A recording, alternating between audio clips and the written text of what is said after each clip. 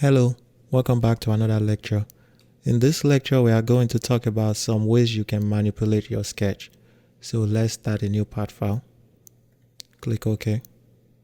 And on any plane, so I'll click the front plane and let's draw a sketch. And let's just draw a corner rectangle somewhere over here. So I have something like that. Let's add the dimension. So this top part, let's make it 2. And for this next one, let's add an equal relation. So select this line, and instead of adding this dimension to this line that is also 2, what you can do is select this line, holding down the control key, select this other line, and add an equal relation. So it makes both lines equal to each other. And now to manipulate your sketch, we have the move entities. So how the move entity works is you select it. Entities to move, we want to move the entire rectangle, the entire square. So we'll select it and we'll come down to start point. So we can pick any point where we want to move it from. So we want to move it from this point over there. So that's how the move to works. The next one is the copy to. So it works the same ways. Entities to copy, we want to select. So if you put your mouse point over here somewhere, click and hold, left click and hold and drag it, you can select the whole thing. Just make sure your selection is covering the whole box. And the start point to copy it, we can copy it from this point over there. So that's the copy to. Again, we're going to delete that. So the next one is rotate. So we click the rotate. Entities to rotate. Again, we want to rotate the entire square. Center of rotation, we can pick any point. So let's pick this bottom point. And the angle, let's type 45.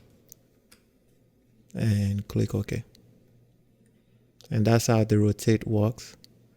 The next one is the scale. So scale, in order to do the scale, you can't have a dimension. So we will delete the dimension because our scale wouldn't work properly if we have a dimension on it. So we'll delete the dimension, then come down, scale entity, entities to scale. We want to scale the entire square. And scale about, we can scale it about this bottom point. And because we already have our scale factor 3.7, it has scaled it 3.7 up. So let's scale this by 4. And I scale it 4 and we can click OK. And that's the scale. And the last one is the stretch entity. So we'll select it. You can see how the stretch entity works. If you look at the icon, it stretches one part of the sketch. So this is what that means. So we select the stretch entity. Entities to stretch, we want to stretch just this part of the sketch. So we'll select just that part, or we can select those 2 lines.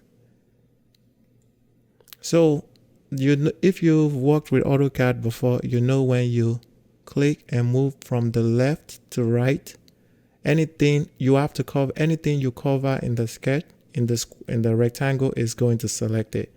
But if you select from right to left, just like this, anything you cover, it is going to select it. So anything you touch from right to left, it is going to select it. But if I do the same thing from left to right, if I just touch it, it is not. Let me try it on this one.